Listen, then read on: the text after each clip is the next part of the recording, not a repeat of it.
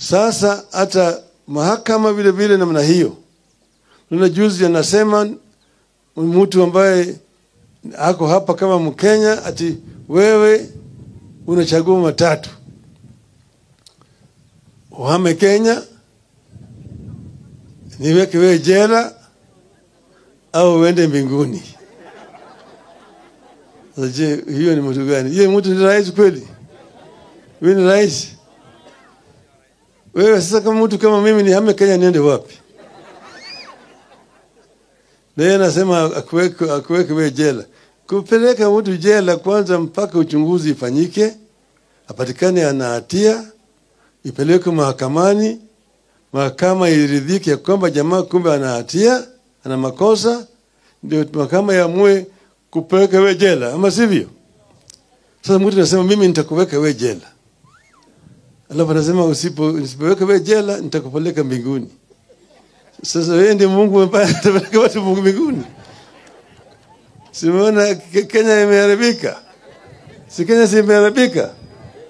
Watu kama hao wanataka waendelee kutawala Kenya. Nataka watu kama hawa. Sisi hatutaki kurudisha Kenya kule tulitoka. Nataka Kenya ambayo inatawaliwa kwa njia ya kidemokrasia, serikali yenyewe inafuata sheria. Kama mtu amefanya makosa, anashtakiwa, alafu yeye vilevile anajitetea, kisha kipatikana na makosa, anapewa hukumu na mahakama. Kama hakuna makosa, sasa hata mahakama vile vile namna hiyo. Nuna juzi anasema mtu ambaye ako hapa kama Mkenya ati wewe unachagua matatu. Uhame Kenya, niweke wewe jela au uende mbinguni. Je, hiyo ni mtu gani? Yeye mtu ni rais kweli? Wewe ni rais? Wewe sasa kama mtu kama mimi nihame Kenya niende wapi?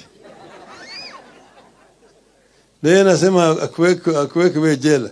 Kupeleka mtu jela kwanza mpaka uchunguzi ifanyike, apatikane ana hatia, ipeleke mahakamani, mahakama iridhike kwamba jamaa kumbe ana hatia, ana makosa, ndio mahakama yaamue kupeleka wewe jela, ama sivyo? Sasa mtu anasema mimi nitakuweka wewe jela.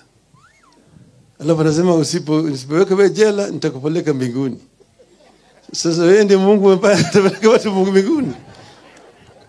Simuona Kenya imeharibika. Si Kenya imeharibika. Watu kama hao wanataka waendelee kutawala Kenya.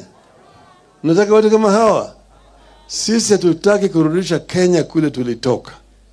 Nataka Kenya ambayo inatawaliwa kwa njia ya kidemokrasia, serikali yenyewe inafuata sheria.